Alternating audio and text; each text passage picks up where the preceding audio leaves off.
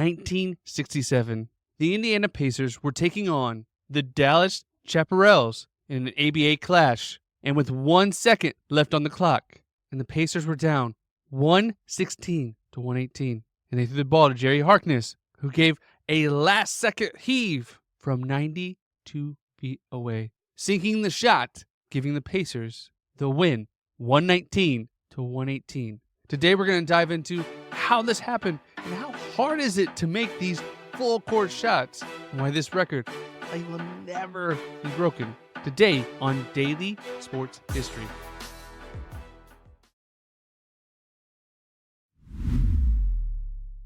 Welcome to Daily Sports History. I'm Ethan Reese, your guide as you daily learn more about sports history, increasing your sports knowledge. As today we learn about the full court shot. And today's trivia question to listen out for is, what is the longest shot ever made in an NBA game?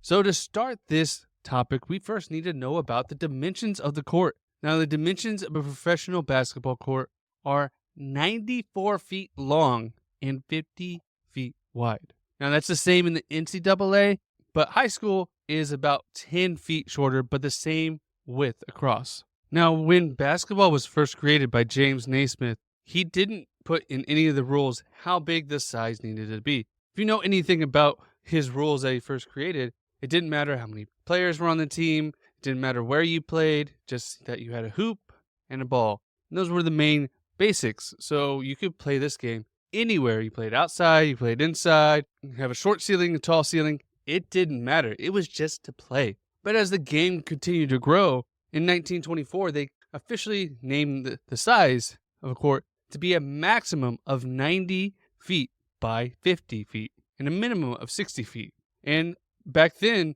they didn't have a three, they didn't have a key, free throw lines came in later. So really, the size was kind of in flux. But over the years, they played around with what would be the best fit as they went down to just 5 players per game, and they started a key and a free throw line. They needed to be more uniform as they played, and as they started to have more leagues. And then the NBA started, then they made their dimensions standard. And when the ABA started up, they also took those dimensions. Although they started with a 3-point line, which made it even more interesting. And this is why the Pacers were actually able to win that game against Dallas in 1967. See, 1967 was actually the first year the ABA started.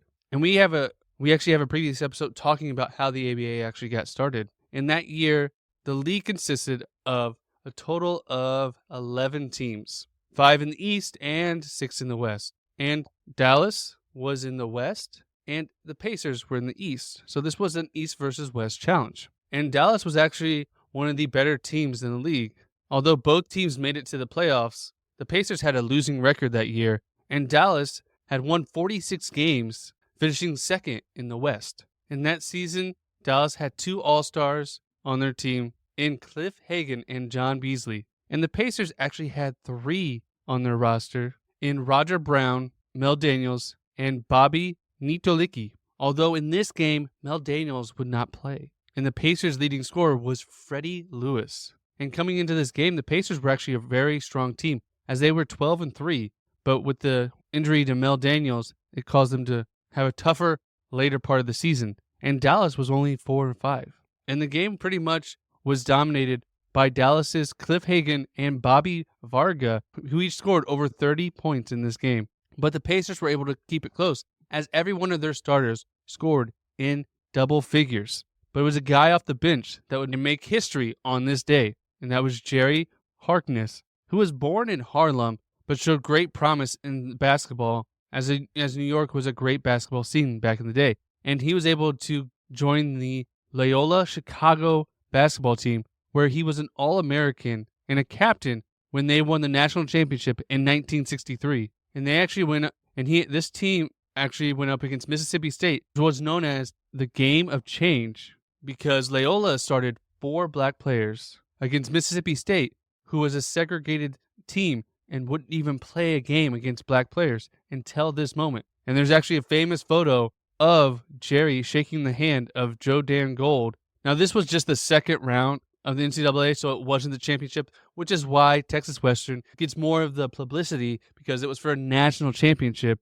and it was against a powerhouse in Kentucky. But this was a pivotal moment as it was the first time Mississippi State was playing black players at a time in the 1960s, which is hard to fathom to us nowadays as the game has changed and the world has changed. And they eventually went against the Cincinnati Bearcats, and all the starting five of Loyola played the entire championship game, upsetting the Cincinnati Bearcats and winning their first national title. After this, he would get drafted by the New York Knicks as the number 10th pick overall in the 1963 NBA draft. And Harkness played one season with them before joining the Twin City Sailors of the NABL, which was a short-lived NBA competitor that played for 4 seasons. Then after this, he joined the Indiana Pacers of the ABA, where he would play 2 more seasons. But he was never a star on any of these teams. He was always just kind of a backup player, a guy that came off the bench to help support the team as much as he could. And that's what his role was with the Indiana Pacers. He was a backup player, but he had to play a little bit more, especially in this game without Milt Daniels. They needed some great They needed players to help compete. And as the game came close to an end, Jerry was out there helping lead the team. And at the time, he only scored one other basket that entire game. He wasn't a huge scorer as he only averaged 7 points in his entire career. But being down 2 points with 1 second left, there wasn't very many options. And so the Pacers passed the ball into Harkins, and he just threw up a Hail Mary towards the goal. It hit the backboard and went in. And even though they were playing this game in Dallas, the crowd of 2,500 erupted as it was a crazy thing that no one had ever seen before, a shot that long. Now, full court shots had happened before, but it was just a crazy moment. And if they were playing in the NBA at that time, it just would have tied it. But because he was in the ABA, they already had a 3-point line, which gave them 3 points and gave them the win, 119 to 118. And this was such a new thing as the league was so new and the 3-point shot was so new. The team actually didn't celebrate that much. They were happy, they were excited, but they got together in a huddle getting ready for overtime. And then the official came over to them and said, "No, the game is over. That was a 3-point shot." And Jerry didn't even know it was a 3-point shot. He was ready to go into overtime, but it was an exciting moment. And over the years, as the ABA became joined with the NBA, there have been some long shots made. And there have been roughly 10 shots made that were over 70 feet. So that's in the history of the NBA. It's always a last-second thing, usually the end of a quarter or the end of a game, but it can still be very exciting. And the longest there's ever been was in the NBA was by Baron Davis, who was part of the Charlotte Hornets taking on the Milwaukee Bucks when he hit an 89-yard shot, which he threw like a football.